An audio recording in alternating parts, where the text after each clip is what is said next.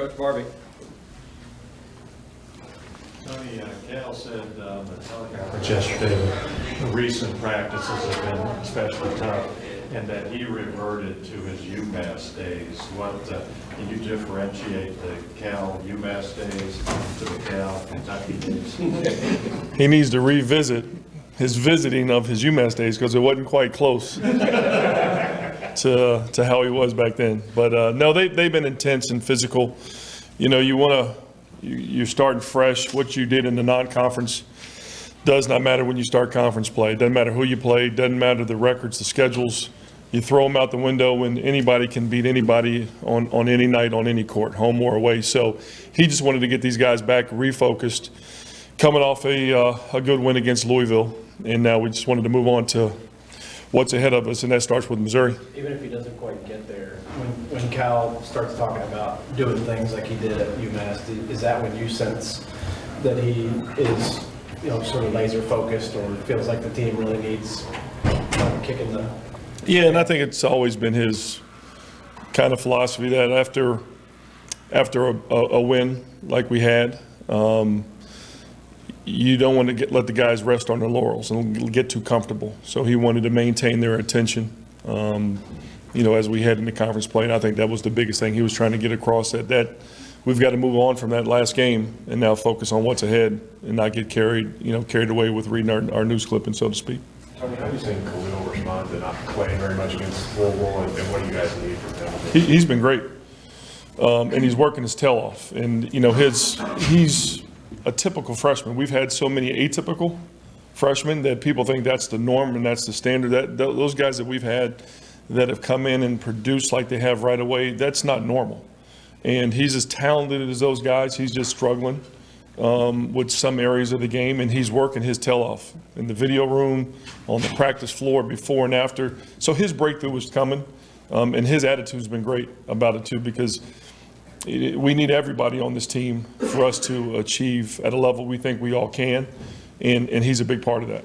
What specifically would you like to see him work on? It's all across the board. There's no specific area. It's offense, it's defense, it's attention to detail things that maybe he wasn't forced to think about before he got here. But those little details are now important because every possession matters, and you can't let one possession slip on either end of the floor with, say, it's a bad shot or a broken down defensive assignment.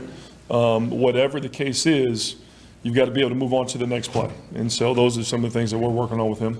There was points in that game where EJ was getting pushed out by guards from the post. How do you get a meaner EJ on the floor? We're working on it right now because this team needs it, and we've been working on it. We've been talking to him about it, and I think with EJ, it's just he's got to have a self-belief because we believe in him, and he's got to look in that mirror and see what we think he should be, and sometimes I think he questions that. So if he gets more confident, and the proof is in the pudding, he did it the last 5 minutes of the game when you really needed it.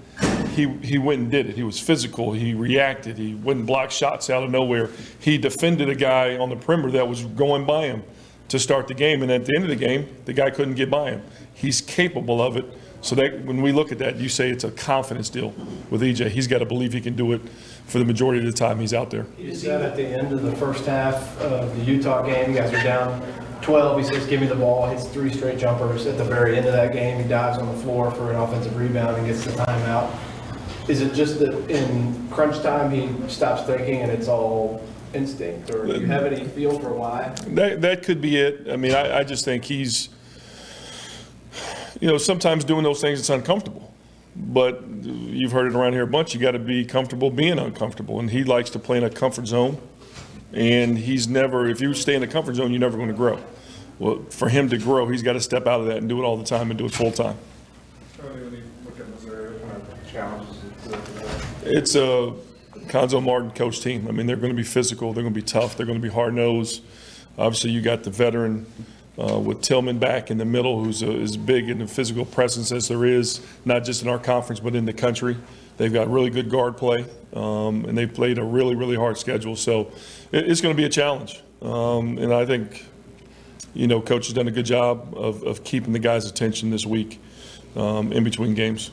Tony, everybody says conference is different from non-conference. How so? what will be new for the freshmen that they haven't experienced already against Michigan State, Louisville, Ohio State? There's so many veteran teams, veteran coaches in this league that when teams go on the road, they're not intimidated by, say, our arena or our atmosphere or our tradition because they come here every year as opposed to non-conference play. And Missouri has some really good veteran players, so they're not going to be intimidated by what we bring to the table. So our guys, if we play how we play, we'll be fine. But we can't be looking backwards. We can't be looking ahead. We got to be focused on what's in the moment because they're going to come to play. One other thing I'm still intrigued by the Cal from UMass days. How maniacal was he? He was very intense, more intense than he is now, even now. Really? Yeah. How did this show itself? Just how the details that he might let go by in a game or in a practice. When he wants to rev it up, it's every step you take. There was something you did wrong, and he's going to let you know about it. And so that's how he gets your attention. That we're not where we want to be, but we got to get better. How difficult was that for you to adjust to, or was it? Not at all, because I was hard-headed. He'll tell you that. Coming off the game that Nick had Saturday, what's he been like in practice? Is it still consistent, or? He's been good. He's been good, but we need carryover. You know, I think that's one of the things Nick has struggled with is consistency. He's done it in spots. But to be the kind of player he wants to be, where he's trying to take himself to, his game to, where he wants to go with this game, he's got to be able to do it on an everyday basis. And that's not just game to game, that's practice to practice. And that's what brings it out. And this week he's been great. And I think his confidence is building off of what he did off of against a really good Louisville team and a really good big kid that he did it against. Cal said that Nick, when you went against Utah, their bigs weren't as good as Ohio State's, as Louisville's. But Nick didn't, why didn't he why didn't he excel even more against them? Why do you think? It's a good question. Is Nick coming out next? Yes. So Nick will be out here. You can ask him. I don't have that answer.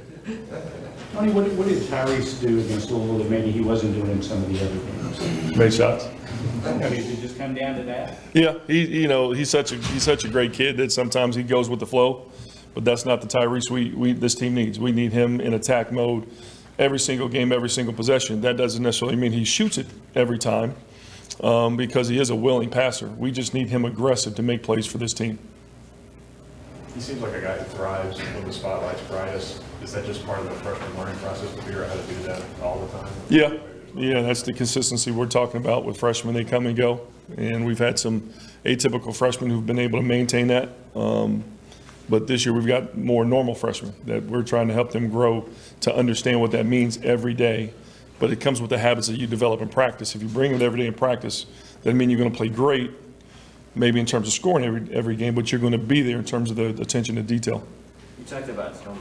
What about Mark Smith, the leading scorer, and Javon Pickett's had some big games for them? Like, what do they bring to the table? No, they've got a really good team all around. They sometimes they'll play 3 and 4 guards at a time, which is a difficult matchup when we're playing traditional with our bigs. And Mark Smith is one of the best shooters in the country.